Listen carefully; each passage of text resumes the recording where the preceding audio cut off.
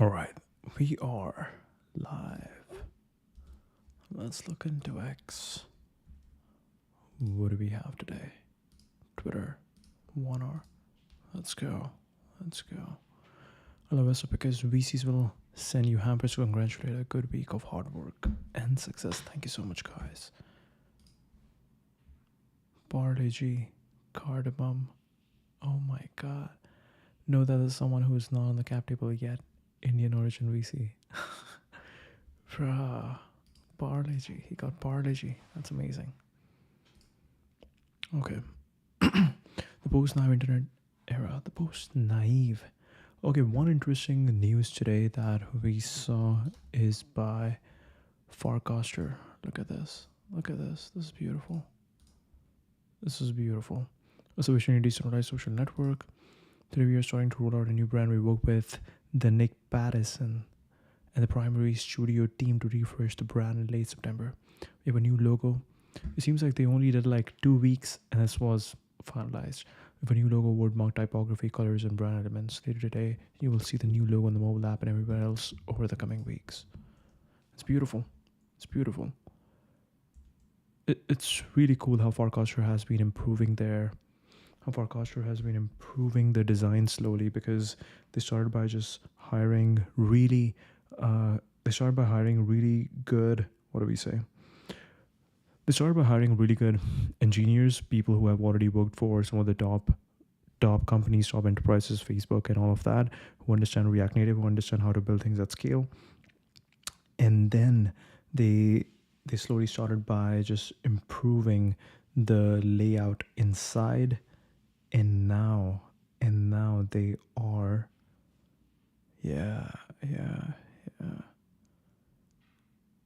new and improved charts on live. Okay, I'm seeing more and more interesting stuff now that they are coming out with. Thank you for the support. Happy your logo could support you. Yeah, these are basically pants right now. Farcaster hitting the Chinese peptides. Chinese peptides.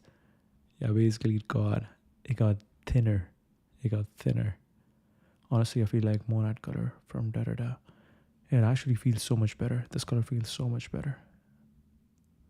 Looks like Aphex Twin. Alright. Not be featured on Farcaster's App Store page from a post announcing I left my job.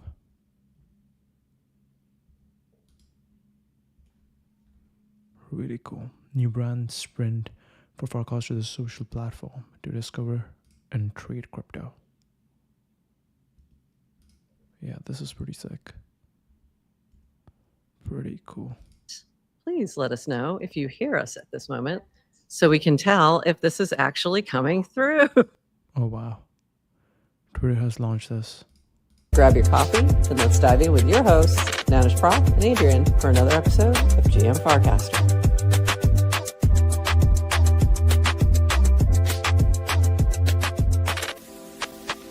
This episode of GM Farcaster is another first time top 10er with search coming soon. You just did nothing. You still ended up free. What's happening on Farcaster. The time commitment was 21 minutes. 21 minutes. All right, pretty cool. It was super fun hanging out with. Okay, Linda. It's interesting how Farcaster is like, okay, we don't want to waste our money, and they don't have the company tags over here. How to wipe code of Farcaster mini app. Versa, Farcaster, V0 cursor. Great for building the backend and converting to a Farcaster mini app. Claude Code and Grok. We're putting the resources into brand and marketing. Stay tuned. Okay, brand and marketing. Let's go. Curious to learn more about why behind the rebrand. Okay. Why did you change your logo? Why did you change your logo in purple? Doesn't seem high priority. Well, until recently, it wasn't. I designed the original logo and purple. It wasn't scaling in our app and design system. We're planning to spend more resources on top of funnel marketing for Farcaster going forward. So it was finally time to do a formal brand exercise to get to something that was cohesive versus piecemeal. Logo, wordmark, typography, colors, and then have it tie into brand elements we can use for marketing, advertising, announcements, etc. We work with Primary Studio on a 2 week sprint versus the typical multi-month process. An exercise like this should be cohesive so that everything moves in. Okay. Let's see. Okay, Forecaster the logo has been updated over here on the web app. Okay. An exercise like this should be cohesive so that everything moves in the same direction and enables the team to move faster. A reminder, I designed the original logo and picked the purple. The attachment to it as a function of time familiarity, what you associate Forecaster with. The attachment to it as a function of time familiarity and what you associate Forecaster with. The logo was a modified CC zero stock icon, and the purple was terrible to use in product, especially on mobile.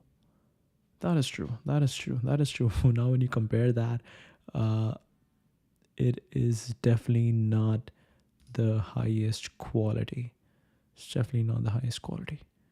Do you remember how or why you picked the original purple? Why picked it in the Figma color palette? Good color lower. Ask the designer how she felt about the color lower. Sure, but that doesn't make that attachment worthless. See, all the lore built up by including that arch and interesting art projects and NFTs follows that in the same way that suddenly rebranding doesn't make this new one valuable because it's completely devoid of any history, came out of nowhere, and feels rather generic and minimalist. Given all the above, I think I need time to really appraise it, but right now it feels bad. It doesn't feel like it will help raise QDAO.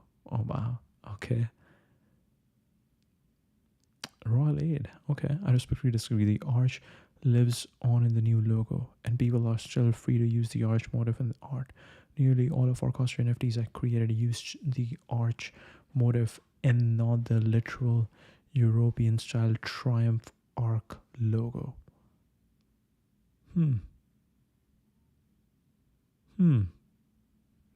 Alright, Forecaster rebrand, let's go. I love the old look so much. The old purple now actually looks really bad. Now that you look into it. We have a new logo, word typography, colors. Hey, everything is good. Everything is good. It's true that we kind of trimmed it over here. But it's okay. Yeah. Was the original one designed by you, Dan? Still looked iconic. You have backers. Go build. What is this? More based. Alright. Today is a good day to cast about Japan rebrand in 1999. Japan redesigned its flag. Then, now. Forecaster logo. The robo-cultists are coming. If you don't like the new logo, then STFU. It's not for you. It's for the investor update.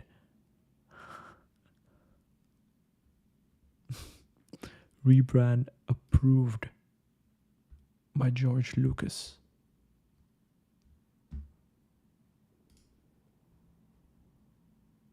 You're a good boy, aren't you? Yeah.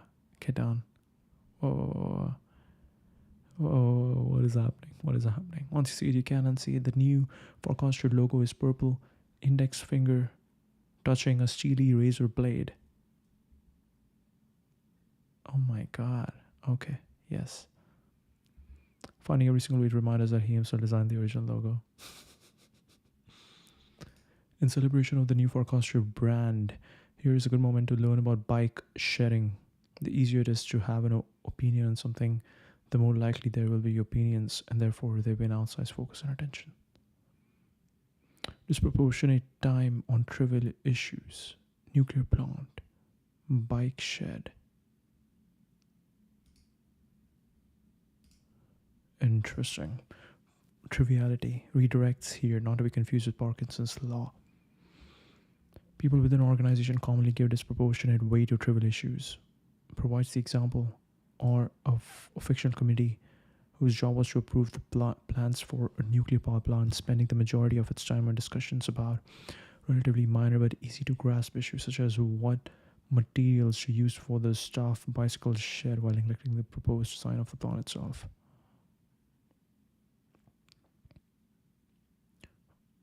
Bike shed effect. Bike shedding. Since become popular within the field of software development generally. Very interesting. Very interesting. And what happens over here? No. It doesn't show up. Happy Diwali. Let's go. Let's go.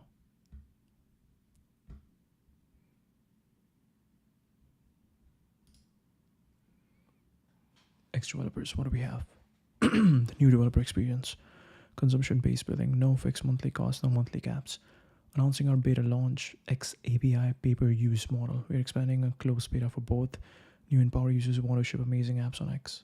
Amazing apps on X, all selected users will receive a $500 voucher. Okay. If this means the default to build anything on X is gonna stop being minimum 50K per month, this massive win for devs is really just going through and fixing everything at X. Okay, what is this? What could have been?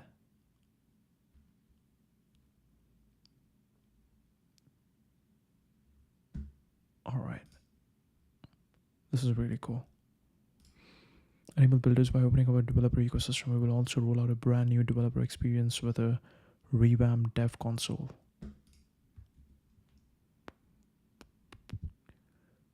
Only the best use cases and developers will be selected. View full pricing details and apply today. Very interesting. We are so back. Jared Watts, head of Australia. Head of Australia. Head of Australia. Builders about to do some crazy shit. Okay. The new developer experience. Okay. Benefits of pay-per-use, flexibility, accessibility, expanded access, new developer console. Real responses, lightning quick. What's happening directly from the API delivered with velocity, focus on army. Credit consumption details.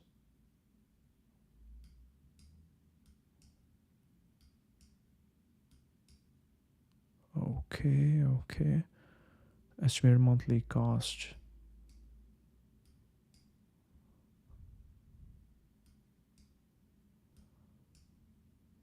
$170. Okay. Post read. User read. DM event. Content. DM interaction. User interaction. Create. Okay. Pay-per-use versus subscription. New model. Usage based. Pay only for what you use. Less restrictive rate limits. No monthly caps. Cost scale naturally with usage. Ready to get started. Request access to the pilot. First name, last name, email address, X username, developer profile.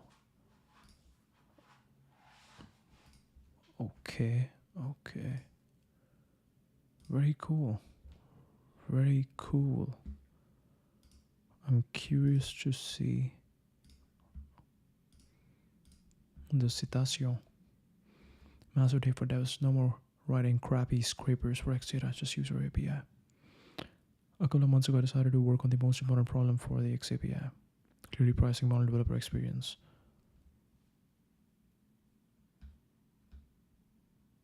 Only the best use cases and developers will be selected. I never thought I would see the day. This will finally enable someone to build a great inbox and chat experience.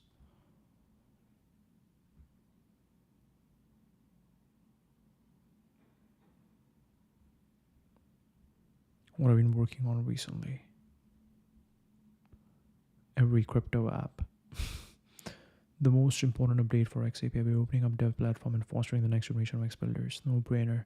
And this will also reduce bad actors, spammers, scrapers. Partner engineering and X opinion my own. The diamond has finally come. No monthly caps. Apply now. Been using this for a few weeks It's been magical. Reply social. Never miss an X mention. Okay. Start monitoring.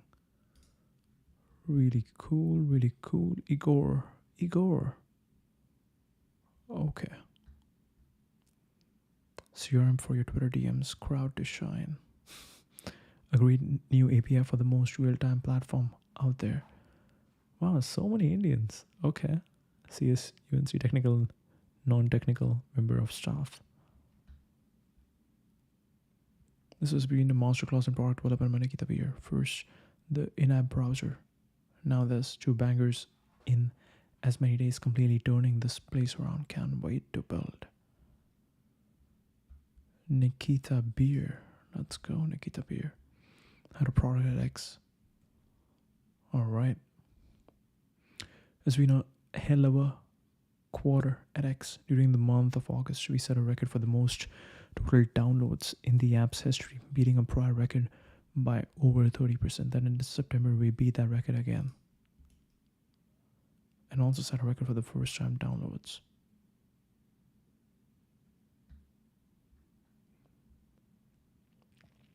We recently improved the trending stories feature, personalized to your timeline and summarized by Grok. It's really, really good. Jen Sparks' favorite list trend. Okay. If you're a writer or journalist who left X in the last couple of years, coming back could be the biggest arbitrage opportunity of your career. It's really cool how he has gone from just like shit posting to launching really interesting features on X. This is really cool. This is really cool. This is really cool. This is really cool.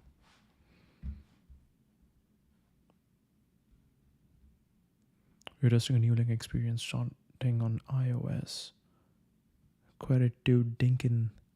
Oh, Jonah Katz, Misha, Nico, Design at X for the designs. Previously Meta co-creator, designer of... Oh, he's the partner. Okay. Born and raised in France. Design at X. DBH app. Ladies and gentlemen, you can stop DMing me. Handles are coming. Whoa, c'est quoi? Handle Marketplace. Launching soon, join the waitlist. Explore inactive X handles. Handle Marketplace. Whoa. Whoa, c'est quoi? Explore inactive X handles available to full access premium businesses, coming soon to Premium Plus. Explore eligible inactive handles. Request your handle with your subscription. Participate in rare handle drop events coming soon. Become a premium business. Oh my god. What is this? What is this? Oh, $833. Okay, $833. Okay. Secure a better handle for free with premium business full access. Premium business full access. Get access to priority handles at no additional cost other than maintaining the correct subscription.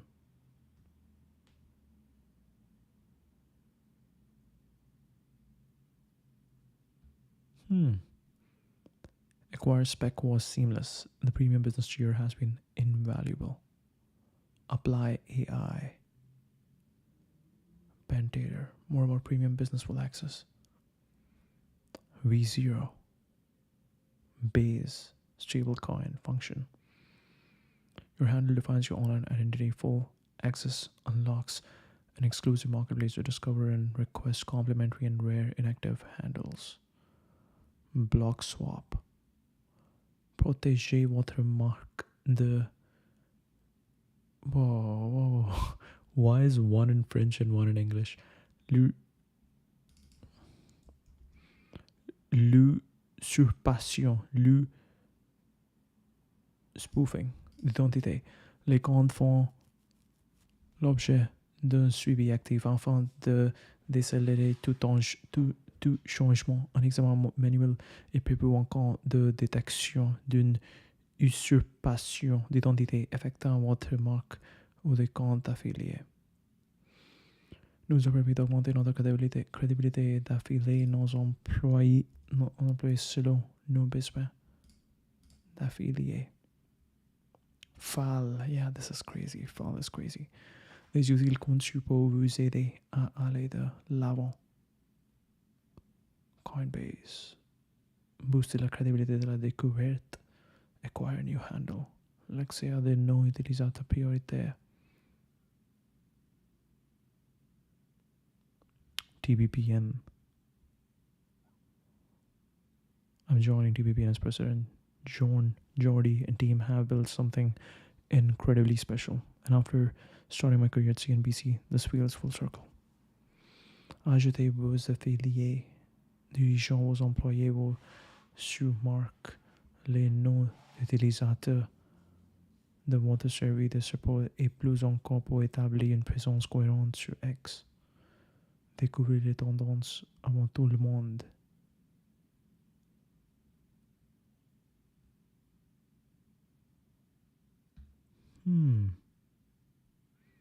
Prep Baseball. Extrêmement fiable et a joué un rôle déterminant dans notre forte croissance pour la sécurisation de nos comptes. Recrutez vos pouvoirs, vos postes vacants. This is again a good opportunity to kind of sell, to kind of show your, like that, hey, we are hiring. Faites la promotion de vos offres employés.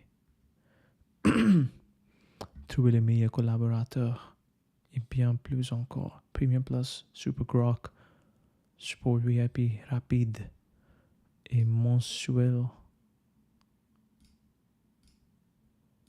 par an. Okay, really cool, really cool. Join the waitlist. Tell us what handle you want. You're on the list. Got it. How it works. Your desired handle may already been claimed when you joined. Redistributing handles that are no longer in active use but still attached to all accounts, available exclusively to Premium Plus and Premium Business. The marketplace offers both complimentary and paid options to request or acquire eligible handles.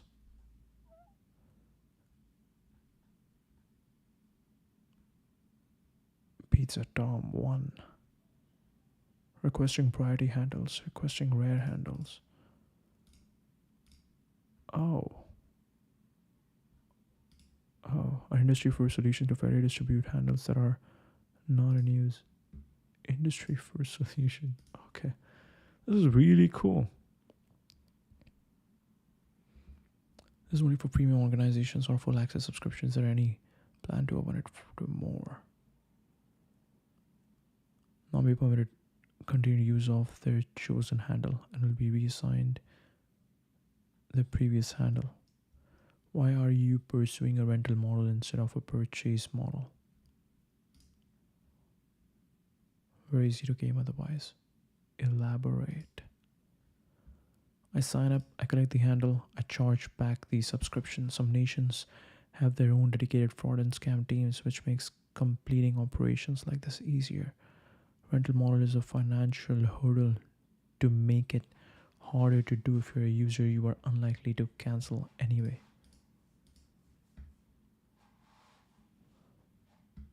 Reddit request has been around for years, but much needed. This is pretty cool. You can stop DMing me, ladies and gentlemen. You can stop DMing me.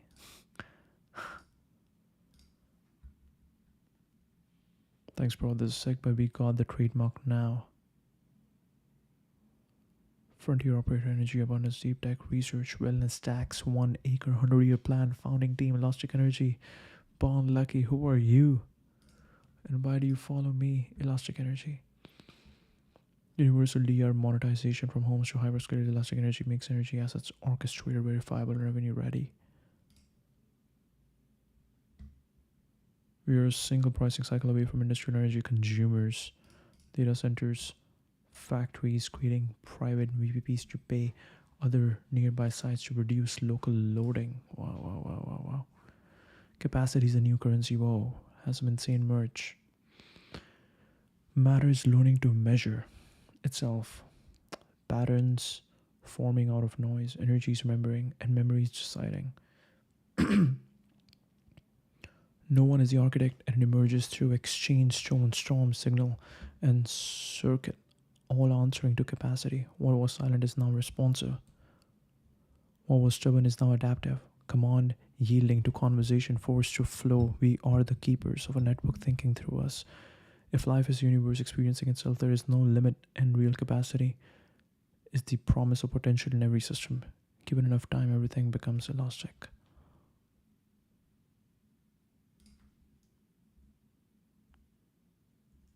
Dervos, we are making energy transactive to unlock the value of every DER on the grid. The grid is starting to think for itself, sense conditions.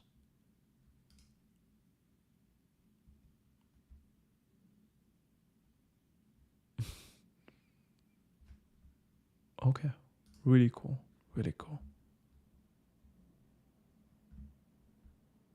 Interroger on DM. Thanks, you got the trademark now, so it would be great to not have to pay a fortune to get it.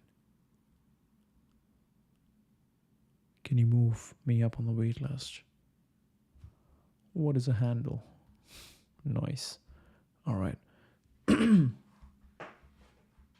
are we at? Evolving very rapidly. We're aiming for deletion of all heuristics within 4 to 6 weeks. Grok will literally read every post and watch every video to match users with content they're most likely to find interesting. This should address the new user or small account problem where you post something great but nobody sees it. Country of origin will help preserve the integrity of X Global Town Square. Thanks for the vote of confidence. Matt Guides. Country of origin will help preserve the integrity. Country of origin.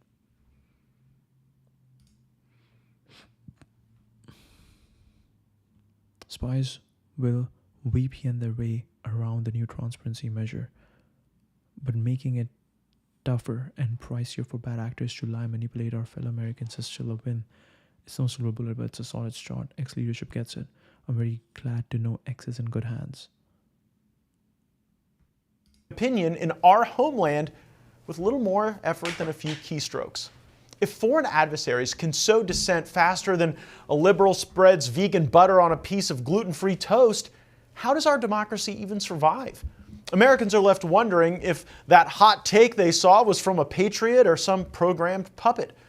The good news is that X is finally fighting back. Nikita Bayer, the latest high... Nikita Bayer. When you read Corner on X, you should be able to verify its authenticity. This is critical to getting a pulse on important issues happening in the world as part of your experimenting with displaying new information on profiles, including which country an account is based, among other details. Starting next week, we will surface this on a handful of profiles of X team members to get feedback. Okay. Hopefully my mic doesn't fall over here. All right. Really cool. For many years, Japan has been X's second biggest audience with over half the country using the app. Today we hit a 4-year high on the App Store, clocking in at number 11. There's always room to grow. App Store rank. X-Links. Rahul. Who is Rahul? CEO at Fly Aerodome, acquired by Flock Safety. Okay. When investing in Rahul's company, we often discuss when America would have our own drones. It seemed like a national security risk would be dependent on adversaries, especially for first responder drones. Incredible to see his dream finally come together. Flock Alpha, the most powerful and fully American-made public safety drone response system ever built. I stood on the rooftop of my police station and imagined this moment. There is no better feeling than seeing a vision come to life.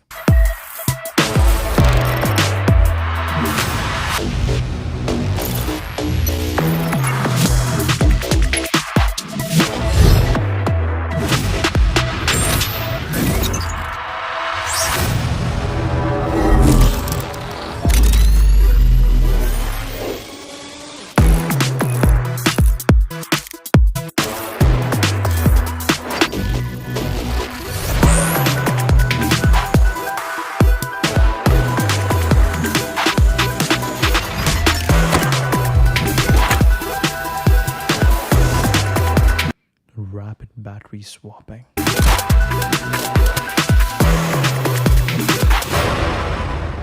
Made in the USA.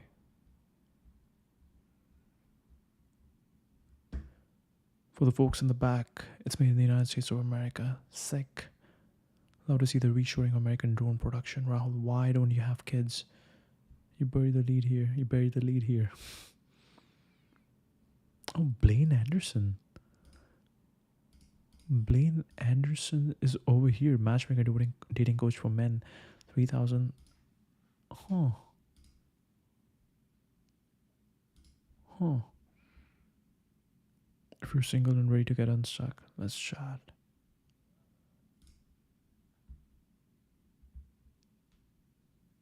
Graham Stephan. She follows Rahul Sidhu. Co-founder Trimeridian. Claire. I'm guessing she's working with all the top people on LinkedIn and helping them probably with matchmaking. Really cool. To an IQ method to get a woman's phone number. Go out with your boys this weekend. Spot a cutie at the bar or even on the street. Ask her to take a photo of you and more than one of your friends. It's less awkward with a friend.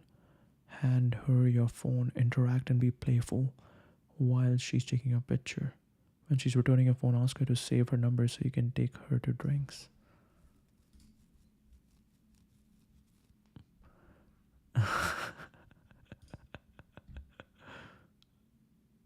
There are probably two extra. Go out alone. Make eye contact with every woman you see, even if you're not interested in them. Hold eye contact with women you find attractive or reciprocated. Smart and approach. Attempt conversation. If conversation is bad, say goodbye and leave.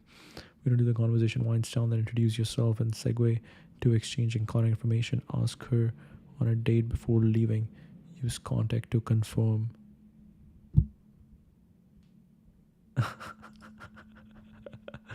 This is so funny.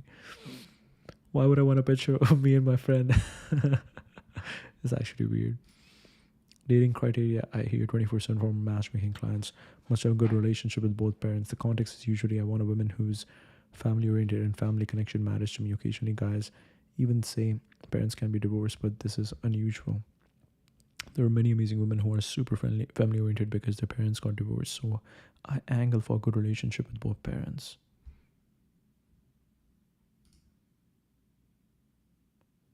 He's tired of being ghosted. We learn that when women start to like him, he's the one who disappears. He leaves women on read for days, stops making concrete plans for dates, momentum dies. He justifies this by saying he's unsure about the women. One has weird style, another has an awkward laugh. He's protecting himself. My thoughts. I wonder if he's scared of intimacy and who is choosing him. People love to complain about ghosting, but half the time they're doing it too. Be honest, when you ghost, are you avoiding the other person or are you avoiding yourself? Whoa. Wow. The holy grail as a matchmaker is to one-shot a relationship. Clients thrilled. You're paid in full for just one match. Everyone wins. Very rare though. My first one-shot client, late 50s, actual billionaire, divorced with older kids. Can't share much else without identifying him. Oh. He's working with a NYC-based matchmaker who introduces him to one of my single. He's working with NYC-based matchmaker who introduces him to one of my single girlfriends in Miami who's in her late 30s. They date for a month and decide they are better as friends. My girlfriend probably mentioned my friend Blaine is a matchmaker to him somewhere because he asked for my contact info when they split. He hires me too. This isn't unusual. The highest end clients often have several matchmakers working for them in parallel. Anyway, the first match I sent him is also late 30s, based in NYC, who I happened to meet through the same girlfriend who connected the client to me. The first match I sent to him is also late 30s, based in NYC, who I happened to meet through the same girlfriend who connected the client to me. Date 1, sparks fly. They have been together more than a year. My single girlfriend, who's the hero of this story, is also now matchmaker on my team. Clients reading this can probably guess who she is. It's fascinating that your stories are designed to promote matchmaking, but will also serve to demoralize a bunch of dudes, lol.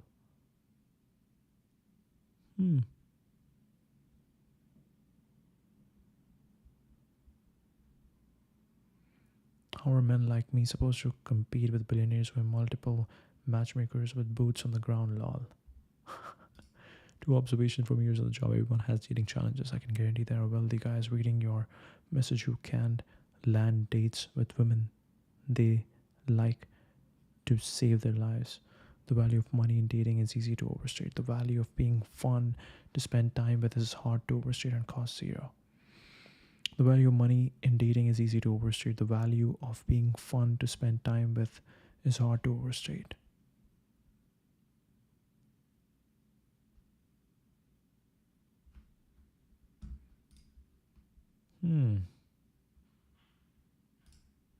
This is very interesting. Dating criteria here, unexpectedly often for matchmaking. Clients, no dogs. My ex cancel a $30,000 Hawaii trip because the dog sitter bailed. I don't want to leave a party early because the dog needs to be let out and I can't share a bed with one. What's funny is that no dogs guys don't stick to their guns. Like, if I mention a beautiful woman who has a doodle, the client wants the date.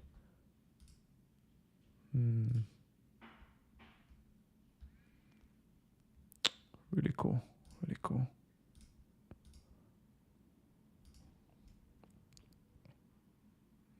Paramedic, cop, pilot, comedian.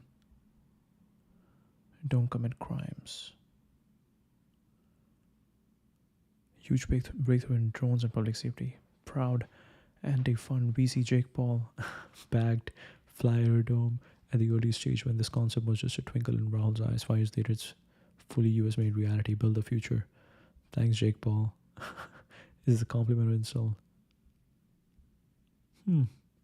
Never listened to green light shorts, like ever. What is that?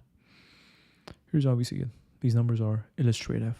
The consumer or business user spends $1 on a ChatGPT subscription. OpenAI provides the service by spending $2. Microsoft spends 60 cents on leasing GPUs from CoreWeave to handle the compute. CoreWeave spends $2.40 on chips. So altogether, $1 loss-making customer revenue cascades into more than $8 of aggregate AI revenue across the supply chain. Excellent margins are subsidized by the losses of OpenAI CoreWeave. In fairness to CoreWeave, its capital spend can be reused until it depreciates, and we are stating these amounts because CoreWeave's capex goes directly into the reported revenue of NVIDIA and its other suppliers. Green light charts. Interesting. Nikita Beer out as head of product at X by December 31. 35% chance.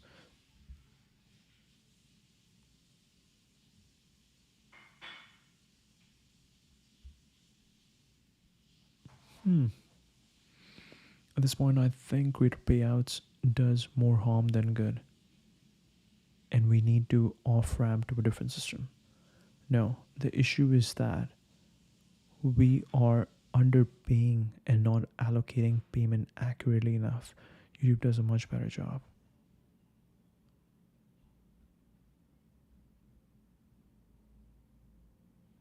This is how I win.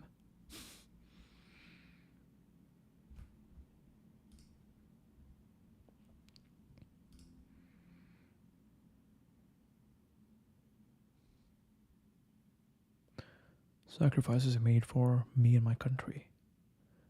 Great Depression, served in the army during the Korean War, and practiced medicine for 50 years so that me and many others could have laptop jobs. I remember after I sold my first company, he went out and bought every newspaper and handed them out to all his friends. If he was on X or knew how to use the internet, he would be a generational poster. You should be able to verify his authenticity. This is crucial to getting a pulse on important issues happening around the world. We're experimenting with displaying new information profiles, including which country an account is based in. We'll surface this on a handful of profiles of XG members to get feedback. About. Okay, so this is the about one. And it talks about multiple changes that they have made in the past. So let's try to check it. Okay. Nikita Beer. And let's see. Bloquer, ajouter, désactiver. How do you see about? Photos. Oh, okay, right over here. Join July 2012.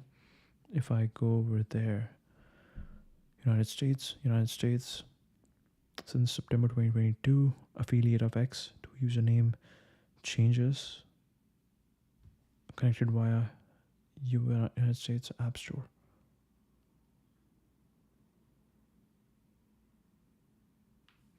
Okay, very cool.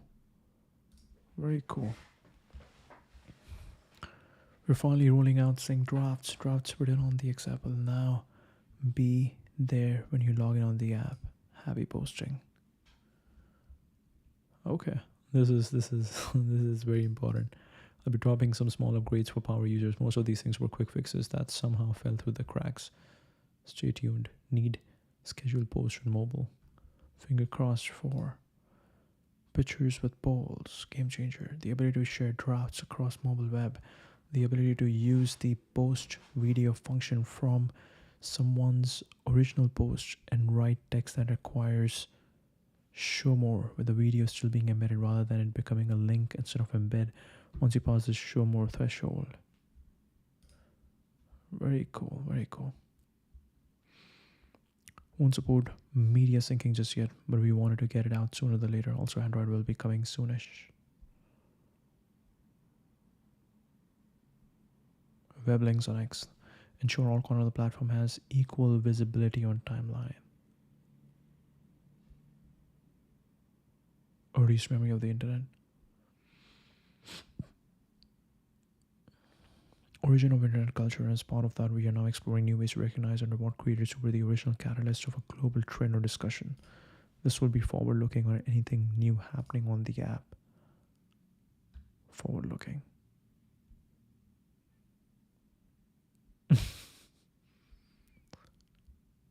Monetary rewards are obvious. What is this? Tornado. What is this tornado? DD writing. Pomp letter. Pomp desk. Pomp YouTube.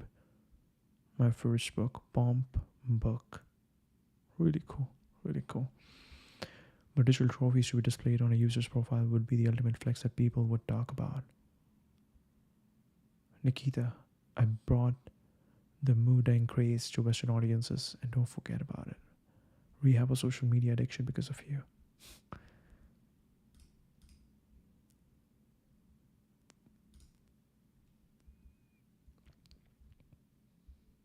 Really cool. Thread boys, you can finally save drafts of threads on the web so you don't lose your masterpieces. Happy posting. Gold and Bitcoin is acting like we are about to enter into a period of hyperinflation, but no one realizes that AI is deflationary. Old Twitter media picker replaced with native iOS 1.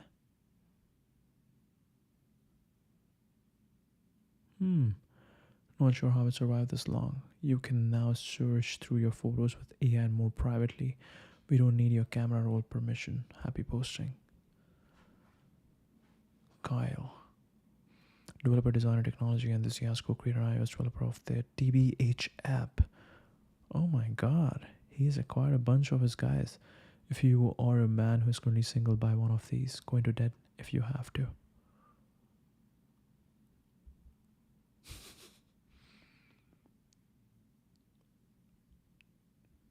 What is this though?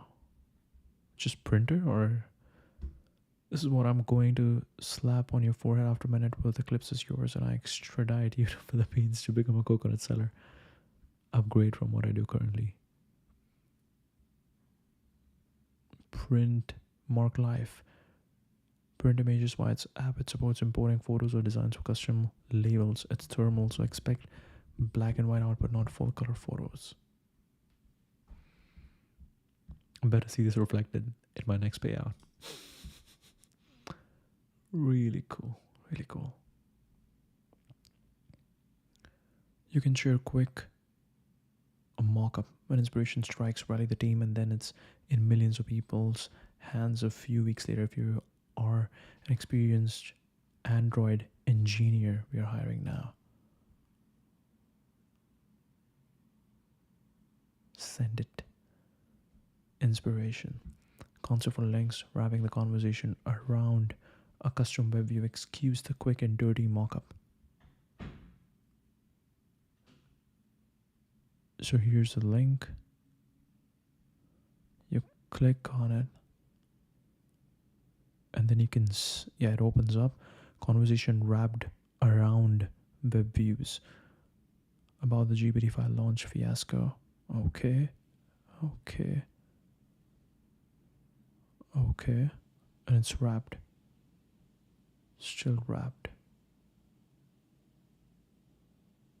Makes you want to see more ideas, mockups in the inspiration channel. Let's let.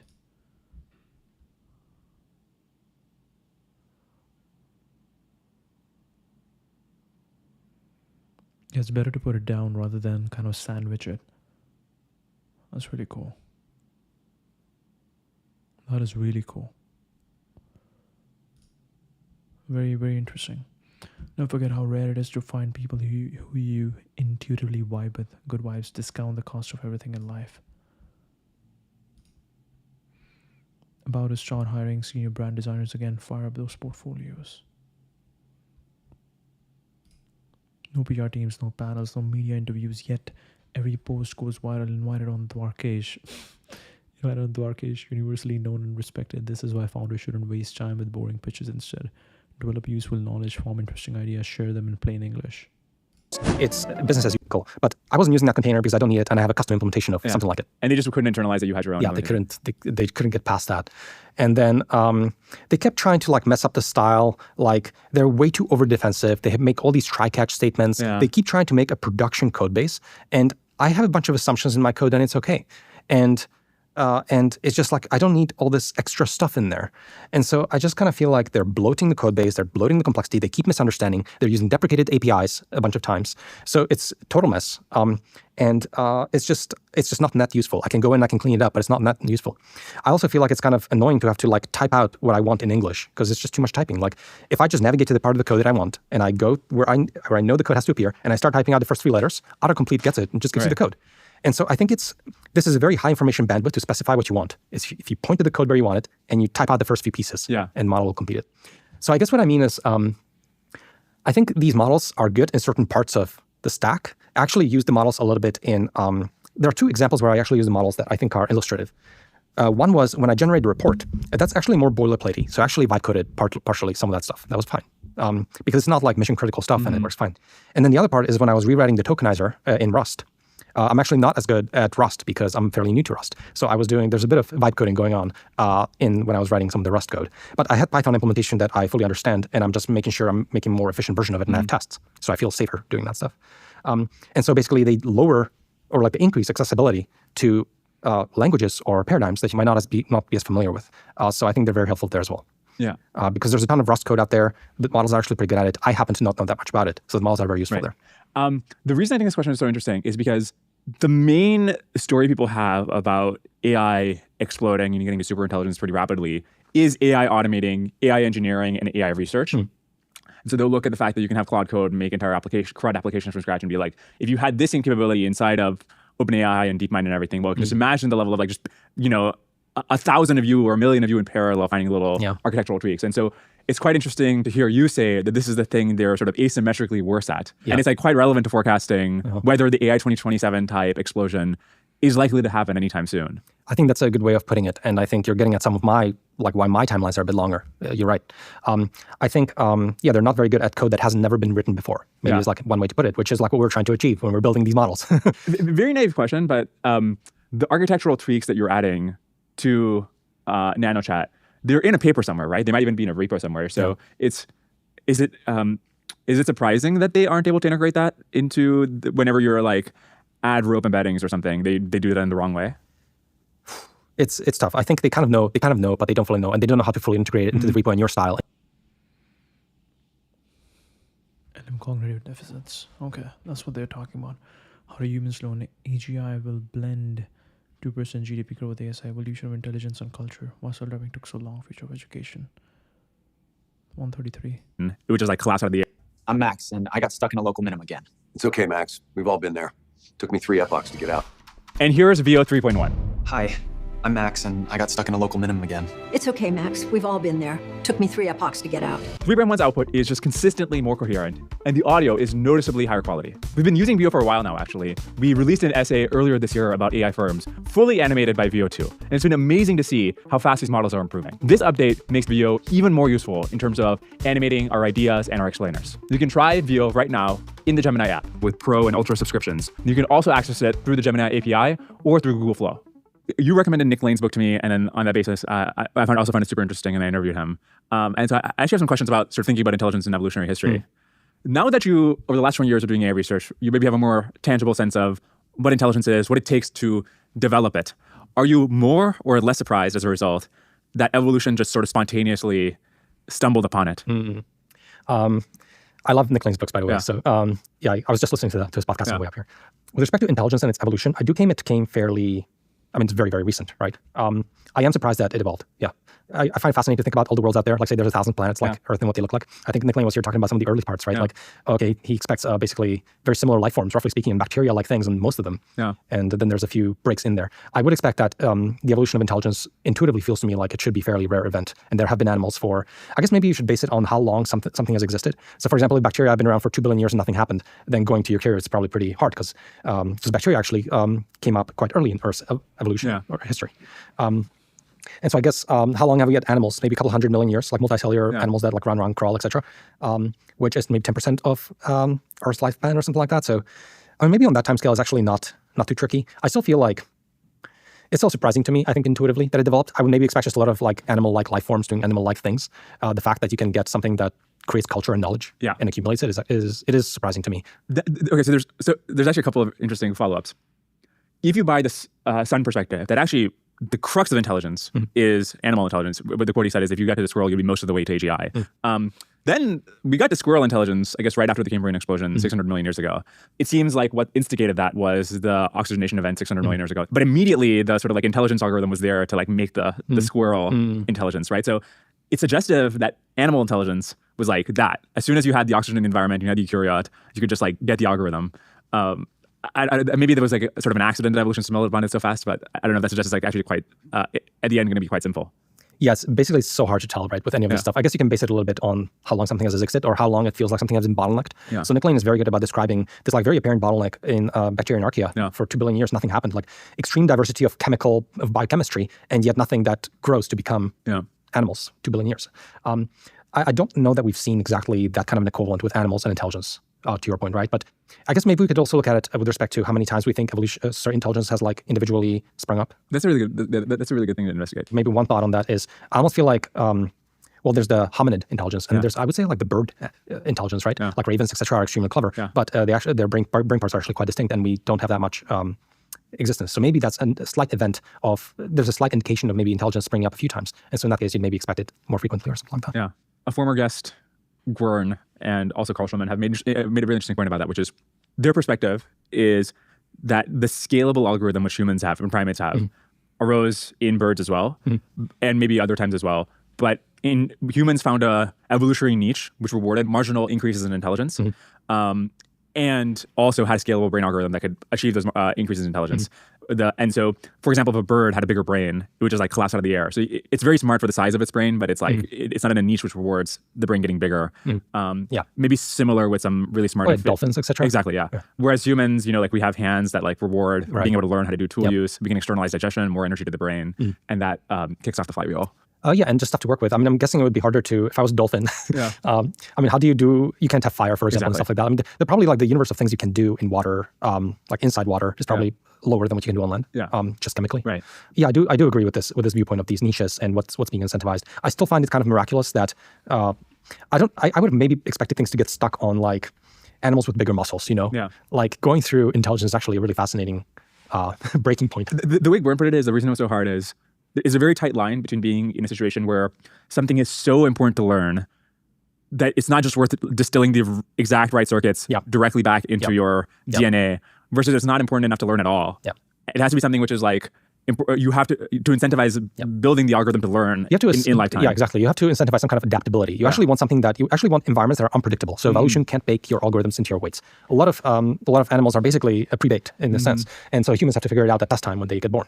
And so maybe there was, you actually want these kinds of environments that actually change really rapidly or something like that, where you can't foresee what will work well. And so you actually put all that intelligence, you create intelligence to figure it out at test time. So Quentin Pope had this interesting blog post. Does human evolution imply a sharp left turn from We're saying AIs? the reason he doesn't expect a sharp takeoff is, so humans had the sharp takeoff, where 60,000 years ago we seem to have had the cognitive architectures that we have today. And 10,000 years ago, agricultural revolution, modernity, ... What was happening in that 50,000 years? Well, you had to build this sort of like cultural scaffold where you can accumulate knowledge over generations. This is an ability that exists for free in the way we do AI training, where if you retrain a model, it can still, I mean, in many cases, they're literally distilled, but they can be trained on each other. They can be trained on the same pre-training corpus.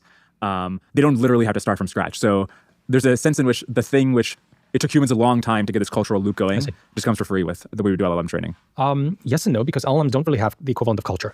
And maybe we're giving them way too much and incentivizing not to create it or something like that. But I guess like the invention of culture and of written record and of like passing down notes between each other, I don't think there's an equivalent of that with LLMs right now. So LLMs don't really have culture right now. And it's kind of like one of the, I think, impediments, I would say. Can you give me some sense of what LLM culture might look like? So in the simplest case, it would be a giant scratchpad that the LLM can edit. And as it's reading stuff or as it's helping out with work, it's editing the scratchpad for itself. Why can't an LLM write a book for the other LLMs? That would be cool. Yeah. Like, why can't other LLMs read this LLM's book and be inspired by it or shocked by it or something like that? There's no equivalence for any of this stuff. Interesting. When would you expect that kind of thing to start happening? And more general question about like multi-agent systems and sort of like independent AI, civilization and culture. I think there's two powerful ideas in the realm of multi-agent that have both not been like really claimed or so on. The first one I would say is culture, and LLMs basically a growing repertoire of knowledge for their own purposes. The second one looks a lot more like the powerful idea of self-play. In my mind, is extremely powerful. So evolution actually is a lot of competition, basically driving intelligence and evolution. In AlphaGo, more algorithmically, like AlphaGo is playing against itself, and that's how it learns to get really good at Go. And there's no equivalent of self-playing LLMs, but I would expect that to also exist, but no one has done it yet. Like, why can't an LLM, for example, create a bunch of problems that another LLM is learning to solve, and then the LLM is always trying to like serve more and more difficult problems, stuff like that, So like, I think there's a bunch of ways to actually organize it, and I think it's a realm of research.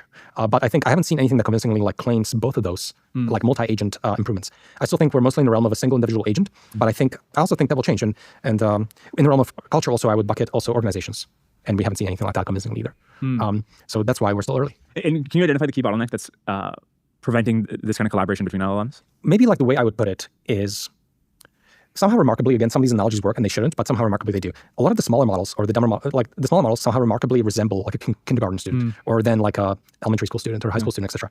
And somehow we still haven't like graduated enough where this stuff can take over. Like, it's still mostly like my Cloud Code or Codex. They still kind of feel like this elementary grade student. I know that they can take PhD quizzes, but they still cognitively feel like a kindergarten or an elementary school student. So I don't think they can create culture because they're still kids. Like they're savant kids.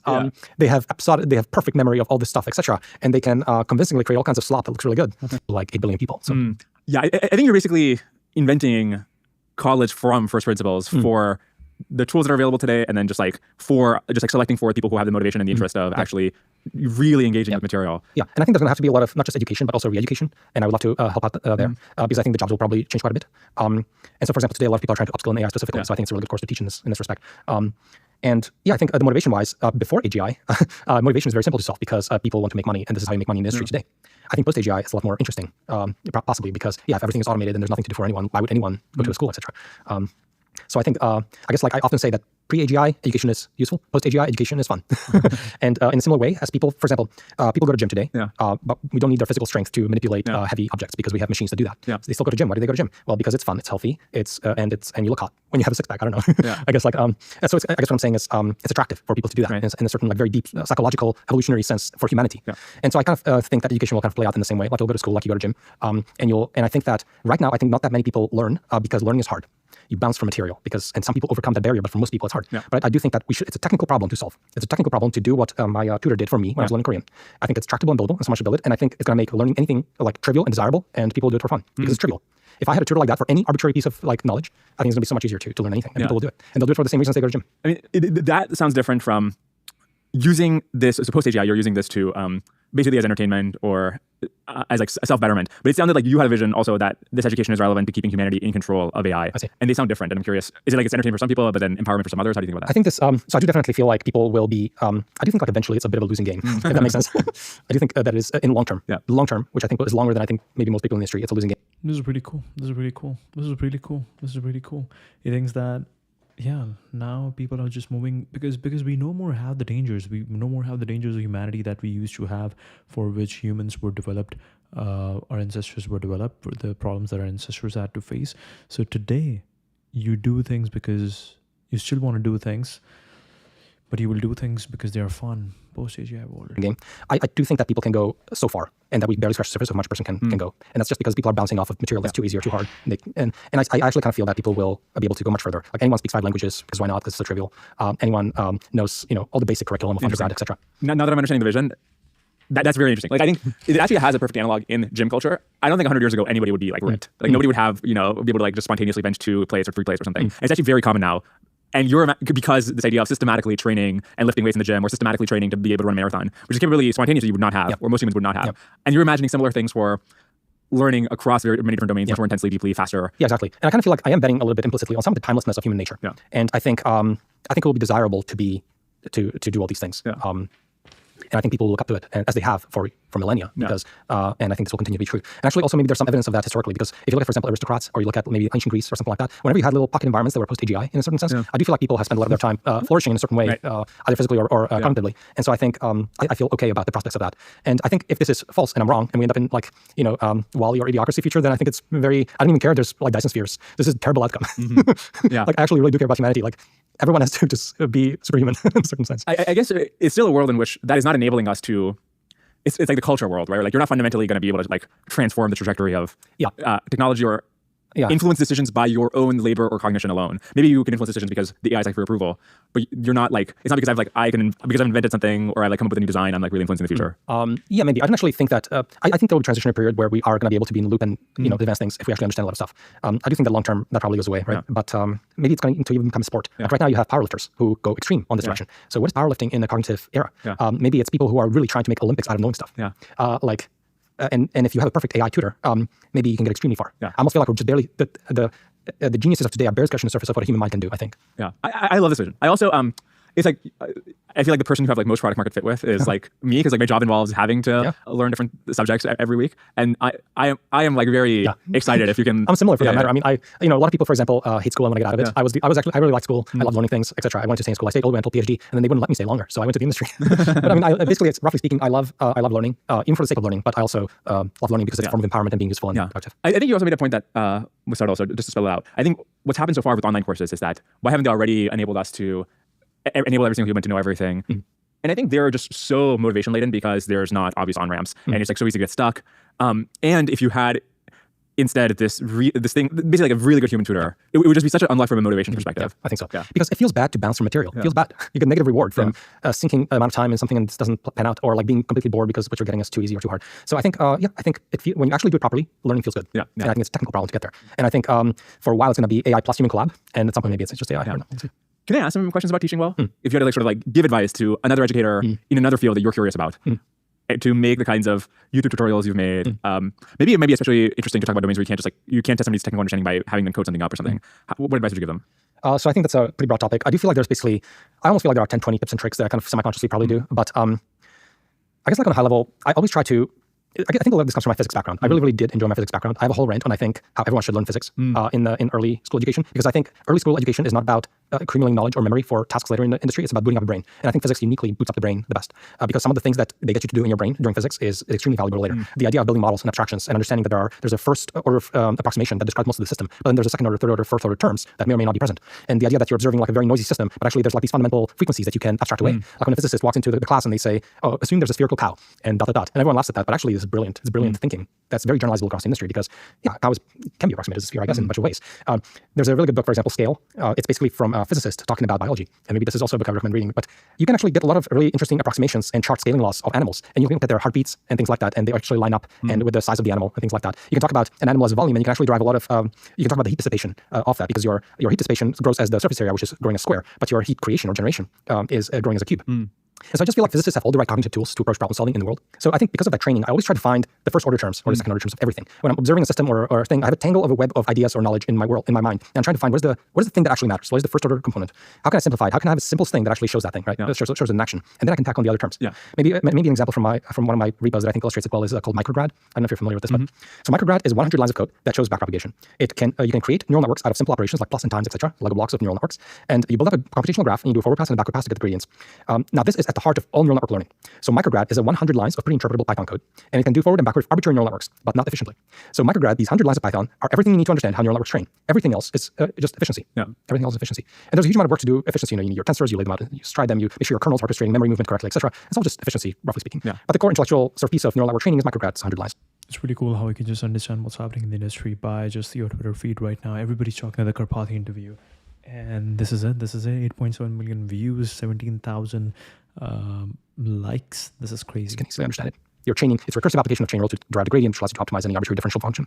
So I love finding these like, the smaller order terms and serving them on a platter and discovering them. And I feel like education is like the most intellectually interesting thing, because you have a tangle of understanding and you're trying to lay it out in a way that creates a ramp where everything only depends on the thing before it. And I find that this like, untangling of knowledge is just so intellectually interesting as a cognitive task.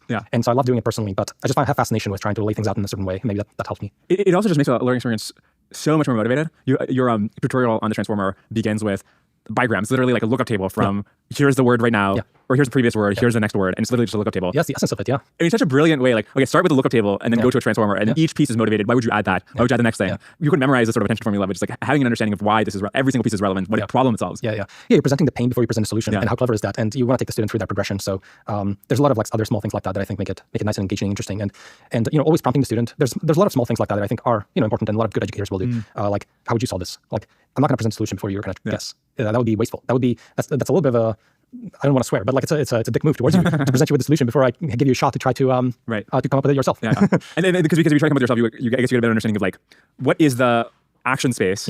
And then what is the sort of like objective? Then like why does only this action fulfill that objective, right? Well, you have a chance to like try yourself, and you have an appreciation when I give you the solution, and it maximizes the amount of knowledge per new fact added. That's right. Why do you think by default people who are genuine experts in their field are often bad at explaining it to somebody ramping up? Well, it's the curse of knowledge and expertise. This is a real phenomenon, and I actually suffered from it myself as much as I try to not suffer from it. But you take certain things for granted, and you can't put yourself in the shoes of people who are just starting out.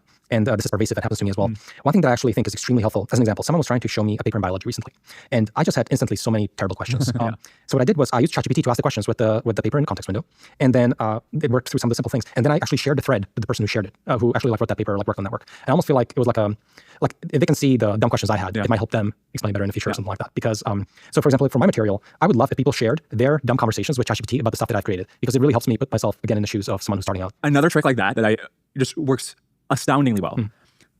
If somebody writes a paper or a blog post or an announcement, it is in 100% of cases true that just the narration or the transcription of how they would explain it to you over lunch is way more not only understandable, but actually also more accurate and scientific in the sense that people have a bias to explain things in the most abstract, jargon-filled way possible and to clear their throat for 4 paragraphs before they explain the central idea. But there's something about communicating one-on-one with the person which compels you to just say the thing. Just say the thing. Actually, I saw that tweet. I thought it was really good. I shared it with a bunch of people, actually. I think it was really good. And I noticed this many, many times. maybe the most prominent example is I remember back in my PhD days doing research, etc. You read someone's paper, right, and you work, you try to understand what he's doing, etc. And then you catch them, you're having beers at a conference later, and you ask them, so like this paper, like, so what are you doing? Like, what is the paper about? And they will just tell you these like 3 sentences that like perfectly capture the essence of that paper and totally give you the idea, and you didn't have to read the paper. Yeah. And like it's only when you're sitting at the table with a beer or something like that, and like, oh yeah, the paper is just, oh, you take this idea, you take that idea, and you try this experiment, and you try this thing. And they have a way of just putting it conversationally, right, and just like perfectly like, why isn't that the abstract? Exactly. This is coming from the perspective of how somebody who's trying to explain an idea should formulate it better. What is your advice as a student to other students, where if you don't have a Karpathy who is doing the exposition of an idea, if you're reading a paper from somebody or reading a book, what strategies do you employ to learn material you're interested in fields you're not an expert in? I don't actually know that I have like unique tips and tricks, to be honest. Basically, it's kind of a painful process. But you know, like redraft one. I think like one thing that has always helped me quite a bit is I had a small tweet about this actually. So like learning things on demand is pretty nice, learning depth-wise. I do feel like you need a bit of alternation of learning depth-wise on demand. You're trying to achieve a certain project that you're going to get a reward from, and learning breadth-wise, which is just, oh, let's do whatever 101, and here's all the things you might need, which is a lot of school. There's a lot of breadth-wise learning, like, oh, trust me, you'll need this later, you know, that kind of stuff. Like, okay, I trust you, I'll learn it because I guess I need it. But I love the kind of learning where you actually get a reward out of doing something and you're learning on demand. The other thing that I've found is extremely helpful is, maybe this is an aspect where education is a bit more selfless, because explaining things to people is a beautiful way to learn something more deeply. This happens to me all the time. I think it probably happens to other people too, because I realize if I don't really understand something, I can't explain it, you know, and I'm trying and I'm like, actually, I don't understand this. And it's so annoying to come to terms with that. And then you can go back and make sure you understood it. And so it fills these gaps of your understanding. It forces you to come to terms with them and to reconcile them. I love to re-explain and things like that. And I think people should be doing that more as well. I think that forces you to manipulate knowledge and make sure that you know what you're talking about when you're explaining it. Oh yeah, I think that's an excellent note to close on. Yeah. Andre, that was great. Yeah, thank you. Thanks. Next time. Hey everybody, I hope you enjoyed that episode. If you did, the most helpful thing you can do is just share it with other people who you think might enjoy it. It's also helpful if you leave a rating or a comment on whatever platform you're listening on. If you're interested in sponsoring the podcast, you can reach out at dwarkesh.com/advertise. Otherwise, I'll see you on the next one. Reinforcement learning is terrible. Really cool. Really cool. Really cool. He got good taste, and he has now spent a lot of time on just researching and finding the best people over here. It's really good stuff. Really good stuff. New in RyOS.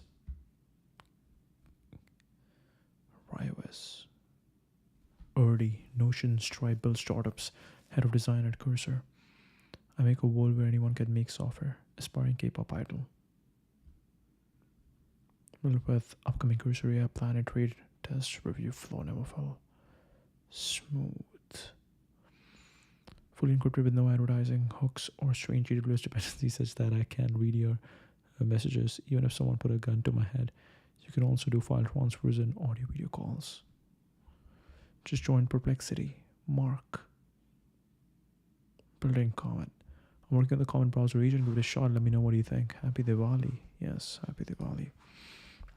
Enjoy the week posting while it lasts, my friends. Soon all the AJ companies will go public. And Rune and I shitposts are also called securities violations.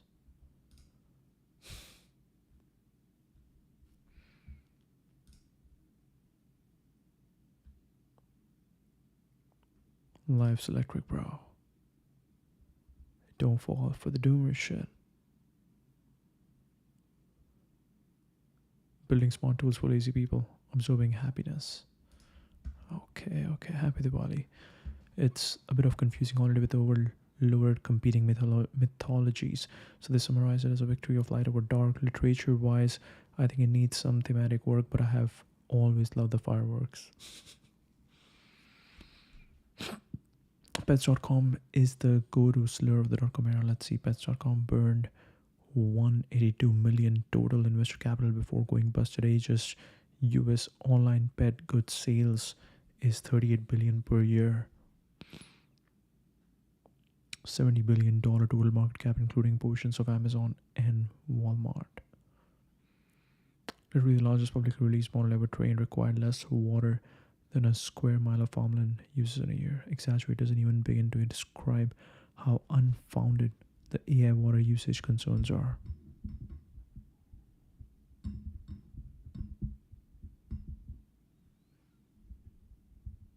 $750 million liters.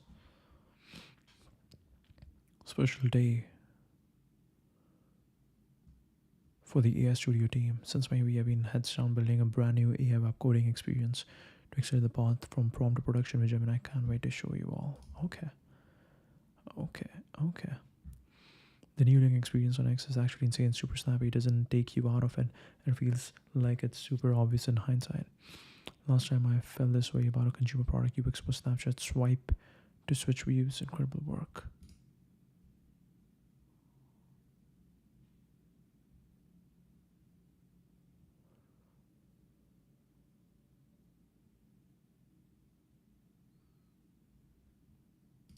Really cool. Really cool. Thanks, Braxton. Nice work by Nikita and the Gens team. Generally cooked up on this one. Still a couple of edges or animations. I would like to make the engagement buttons bigger so it actually increases reach of these posts. Friday update should feel solid like German car door.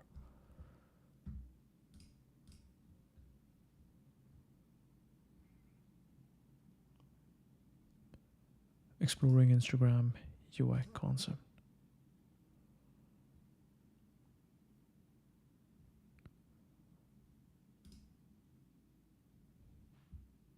All this looks job. Users will notice stories more and view them when this is never going to ship. The height of the rectangles will push down the rest of the feed, causing a regression in view time of the feed, and ultimately revenue from ads plus showing the content top level in the thumbnails will cause users to be more selective in what they view, leading to a regression in overall story view time and ultimately revenue lose-lose. Interesting. No matter what happens with AI, it simply doesn't fucking matter because Elon's already built a monopoly on Orbit. A single private company owns the entire highway in front of space. 90% of the world's payload mass to space this year, so it's pretty much Earth space program. Ramp is kind of funny because they hire the most talented people in the world for credit cards and accounting software.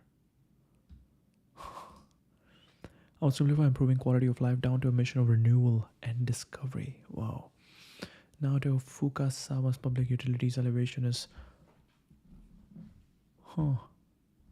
fundamentally about applying values toward public renewal. Let's give another more direct example of renewal in case this feels a bit abstract. I'll use the company Ramp New York, homegrown legend, and my wife works there, so it's easy for me. What does Ramp offer? Automated financials that not only saves you time but saves you 5%, a massive impact on your business. The value that Ramp points to are clear. It has had a direct impact on their success, valuing and returning time to their customers, and doing so they open the affordance of what every business knows make a difference: cost consciousness, which is really to say waste consciousness. Where does renewal come in? Better cost management that produces better profitability. It means employees have more secure jobs, income, healthcare, retirement plans. Anyone that has ever felt the pain of laying someone off knows that what hurts the most is thinking about the broad impact on their family, future sense of self, etc. Ramp can help someone's performance, but it can help a company remain sustainable, and that's special. A company like Ramp can seem boring at first look, but in actually sitting with the values that they materialize and the impact of those values, we see renewal across each customer they touch.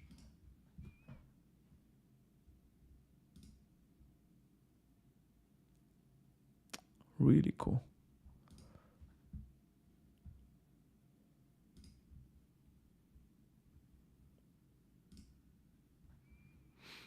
Indian employees went on holiday for Diwali and AWS went down. World cannot survive without Indian tech support. Wow. Okay. We never thought about this. We never thought about this. For You feed shifts power from the creator to the creation. For You. Welcome back to YC Sama. Thanks for sharing your wisdom with the newest patch. AI-powered loyalty sort of magic in 10 million seed round. After you're quietly powering some of the best restaurants, we are finally introducing Magic, the personalization engine for real-world experiences. Our first product, Loyalist, is live in hundreds of restaurants, cities like Carbone. Restaurants in 40 plus cities like Carbone, Momofuku, Le Bernardin, et Côte. Brian, congratulations on one job announcement. Herd mentality, conformist, played out. Everyone else is doing it. Implies no degree of intimacy. Consider, I think you're making a mistake. What are they paying you? How could you? You will answer for this. You can now fundraise directly from Stripe Atlas. Okay. Whoa. I'm always impressed by Stripe Atlas, especially Stripe Press, in terms of being probably short-run unprofitable, deeply pro-social, mostly purchasing mindshare, and creating long-term company value in other ways. Like sure, Stripe Atlas helps improve the odds that startups use Stripe billing, but is it actually good ROI from a top-of-funnel angle at the cost of focus? Honestly, I don't think so. For the sake of doing good things that will make others respect you more, probably helps hiring, improves your sense of solidarity to customers. Do this surprisingly much relative to their ilk? Is it just about the coalescence? Was someone else an early hire that caused them to do this? It feels very early Google to write. Whoa. It's generally long-term low ROI, maybe. Very weird. You can now fundraise directly from Stripe Atlas to founders, subject save. You can now send, sign, and track saves in a few clicks right from the Atlas dashboard. Atlas dashboard. Okay. Stripe Atlas. Turn your ideas into a startup. Business money can only come from three places: cash from operations, debt, equity raised. We have major plans for making fundraising easier, faster, and hopefully more fun globally. We'll have your feedback and future suggestions, big and small ones.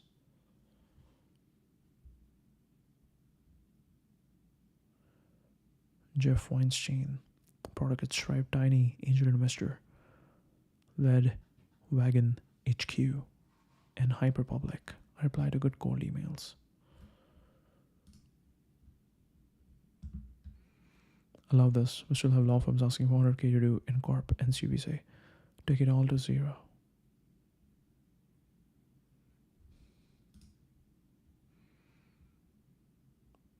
Being delusional is the only way. Negative thinking destroys your brain. Being a silly goose and delusionally optimistic is the ultimate longevity hack. Repetitive negative thinking associated with a cognitive function decline in older adults, a cross-sectional study. Delusion.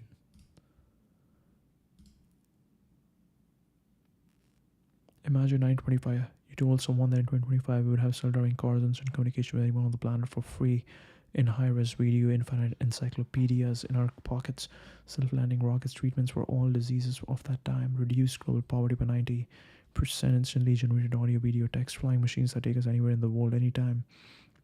You'd have been considered beyond delusional, optimistic, and yet we have surpassed it all. What we consider delusional, optimistic today might be the lower end of what we will hopefully achieve as a species in the next 100 years. Optimism is the way to go.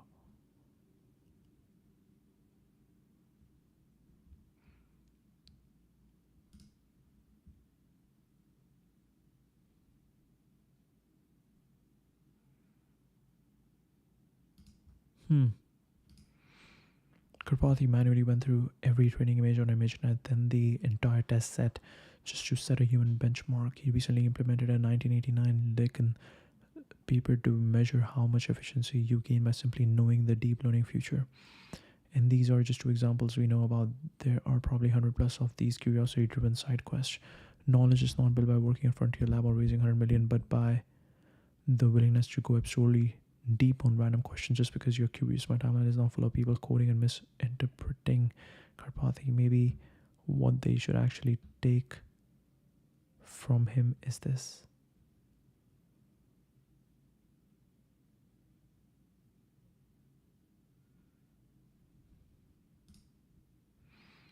Why do you need all three of these titles?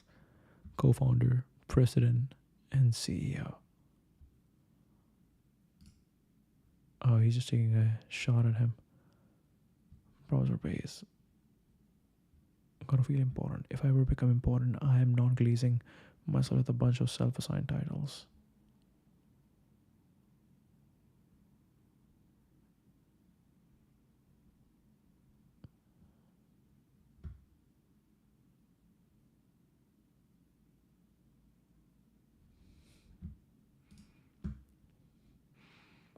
Been sleeping on this amazing sci-fi show. We are a team of 2 full-time engineers. Growing too fast now, so I'm finally hiring, looking for crack and irrational thinkers and doers who love hard challenges. Should be fun to be with remote. Okay, in person, SF preferred.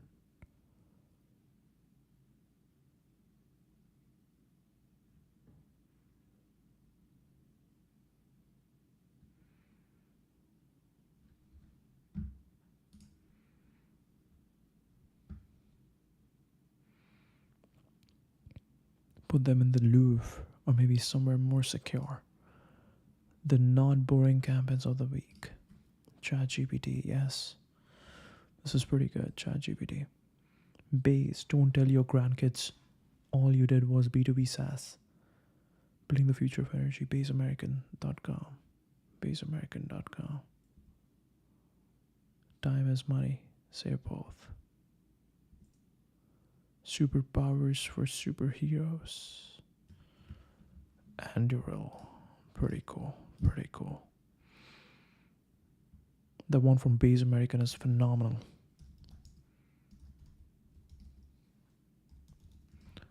Check it out. Base American. Base. Join the charge.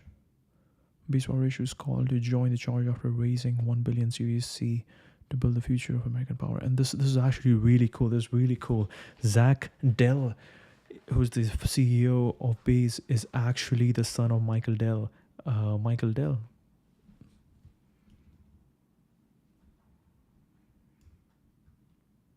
Join the charge. Really cool.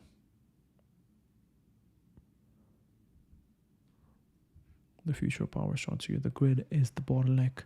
The old system is breaking. Come build the new one. Join the charge.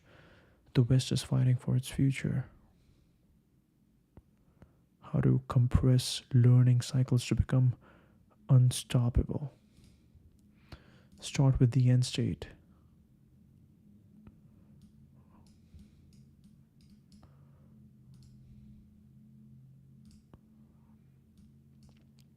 Break the instant into ambitious parallel paths.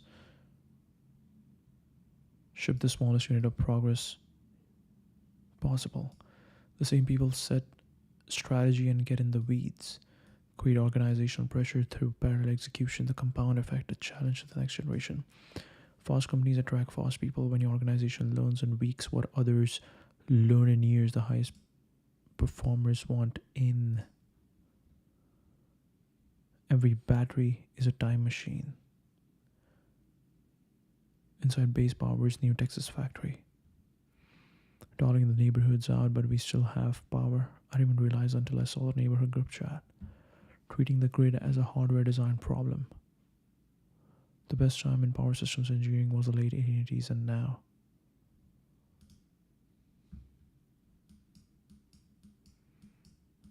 The vanguard of power right now, the most exciting place to be a power systems engineer is a space power company.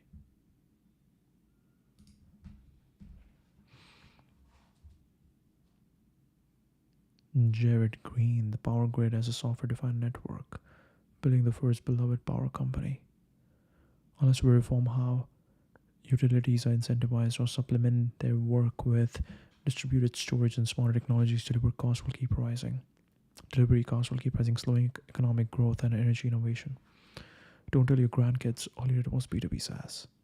The Austin weekend where work and play keep the future in motion. Base Power, Base Factory 1, Borden Springs, Zyker Park.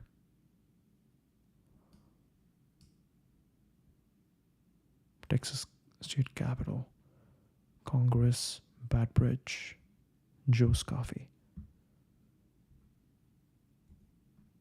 Oh.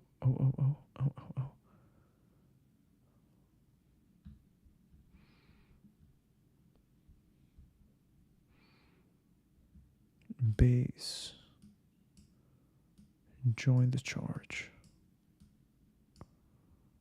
Dad, don't you know human progress is currently weight limited by electrons? We are going to stagnate or worse, regress. But vertical integration, responsibility, alignment excite me most. At base, the entire technology stack is a responsibility from hardware and software to the machine that tests the battery and packaging design. When something goes wrong, the whole company feels it, and we look for the solution in ourselves. Classifieds.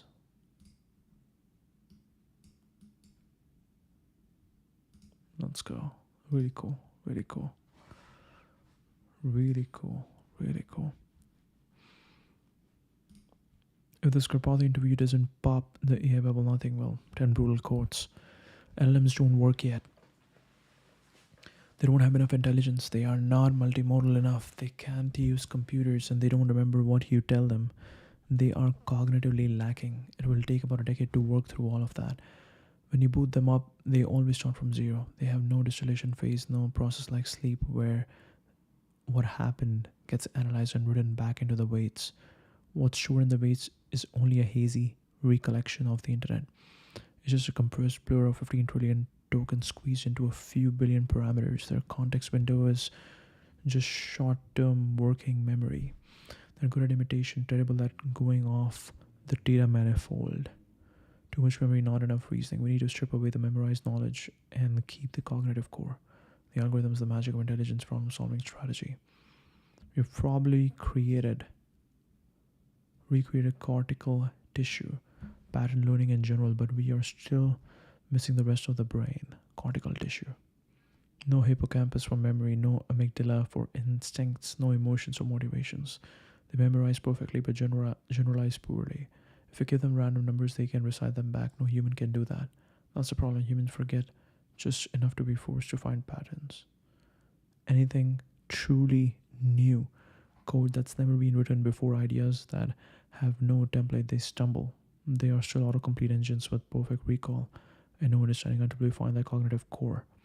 Intelligence stripped of memory, but full of reasoning. They will stay brilliant mimics, not minds. Wow. Begin to play Mark Zuckerberg.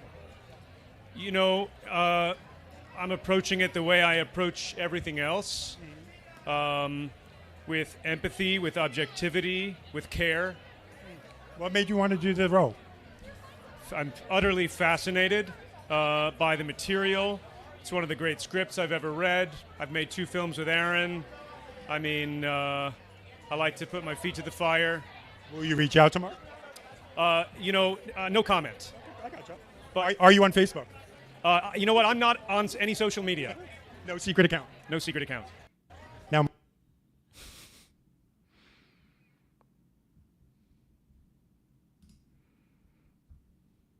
Oh my god. The AWS outage has impacted some of our users since last night, disrupting the sleep. This is not the experience we want to provide, and I want to apologize for it. We are restoring all the features as AWS comes back. All devices are currently working with some experiencing data processing delays.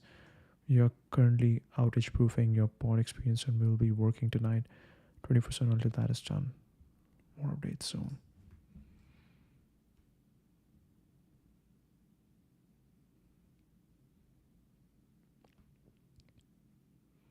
The social reckoning, exactly. What is this?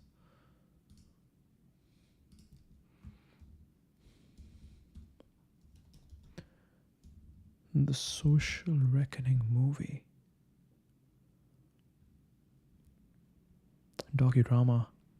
Aaron Sorkin as a companion piece to the social network explores major events on Facebook nearly 2 decades after its founding, focusing on whistleblower Frances Haugen and Wall Street Journal reporter Jeff Horowitz. Internal practices related to misinformation, teen mental health, and the January 6 Capitol events.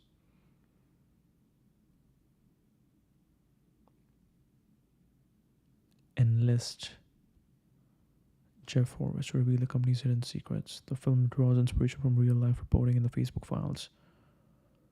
Platforms impact on teenagers' role in political unrest, including the events of January 6th. Jesse Eisenberg, and portraying a more mature version of the CEO. Bill Burr, supporting roles. Writer and director alongside producers Todd Black, Peter Rice, Stuart Besser. Standalone companion focusing on later events on Facebook's history, particularly whistleblower investigative journalism aspects while the original cast from Social Network is not returning. Not yet available. Really cool. Really cool. It's coming back. It will be back. A lot of exciting new consumer product launches. Cubic Wheel Booster, Reebok Hyperrise.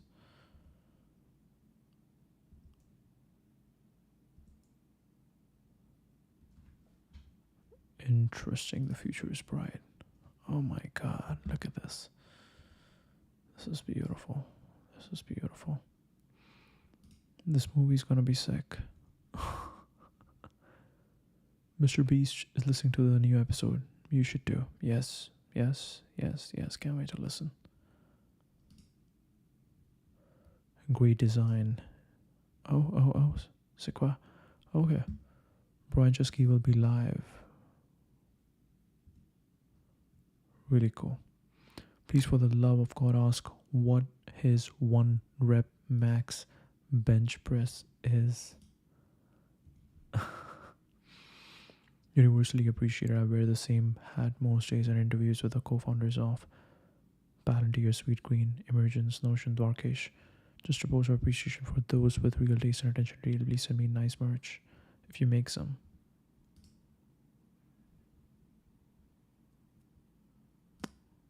Love Male AI.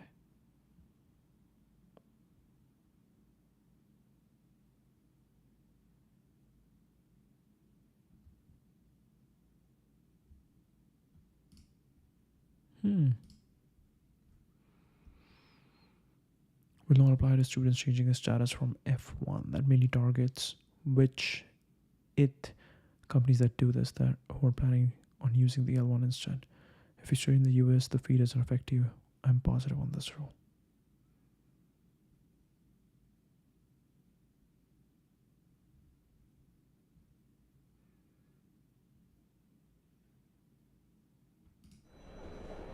Hello. Hello, Andrea. Here is your key. You'll be in room 23. The elevators are past the door on the right. Enjoy your stay.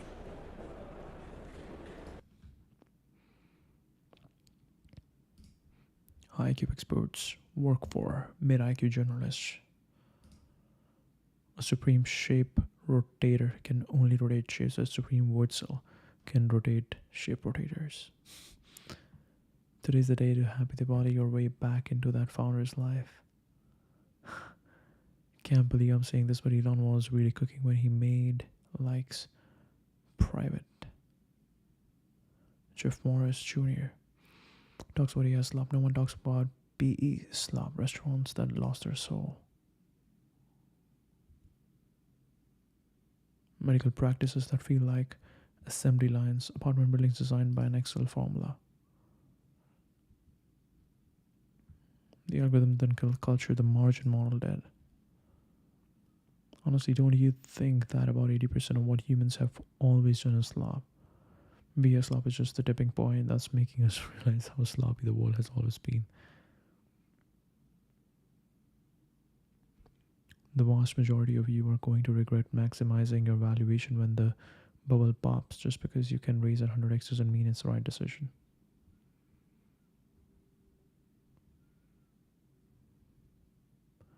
Everett Randall. Signed. Breaking news. Signed. Okay, perfect. That's